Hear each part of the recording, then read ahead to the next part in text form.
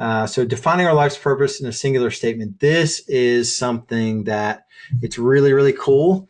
I did it myself, but I'm going to go through it because I want everyone. This is that hokey stuff that 1% of the population will do, and they will be the 1% of the population that is like just owning their life because it's a life they designed and they're intentional and they're purposeful and they're aware and present.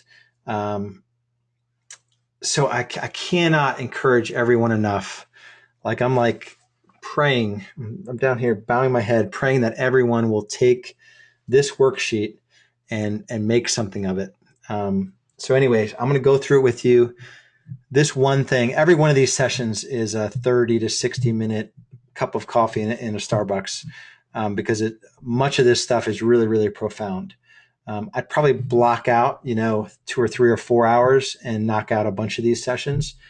But let's kind of get through this here. So we're talking about a singular statement. It sharpens your focus and reminds you of what's important. The challenge is that you can have different purposes in different parts of your life. You might have one in your relationship and another in your career and in different times of your life. Perhaps your purpose too has changed or become more defined since you're working with a coach, with me. Unfortunately, too many people also obsess about their overall life's purpose and simply don't realize living each day with purpose and meaning is the ultimate goal, regardless of if you're clear on an overall life plan or purpose. So there's a few things to consider here. The statement has to be as much about being as doing. For example, so Brendan, the founder of High Performance Category, he has be fully alive and vibrant as part of his purpose statement, which has nothing to do with a career or goal-oriented objective. So he can be fully alive and vibrant at a party. He can be fully alive and vibrant in his business.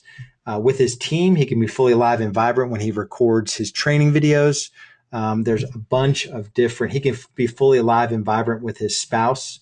So there's that applies to every area of his life. So the things I'd like my purpose statement to remind me to be include, what was mine? Mine was boldly enthusiastic, spirited, dynamic, engage, fearless, bold, present, vitality, fully alive, joyful. Those were some of the words that I wrote down. The statement can have to-do items that aren't career focused. Brendan includes to adore and appreciate my loved ones, which again is not something that is career related. Even in addressing career or ambition, Brendan's to-do item is to strengthen and share my gifts, another broad statement. Though everyone tells you to be super specific about what you want, which is great in goal setting, purpose statements that are more broad in scope help us focus on what's really important in a variety of contexts.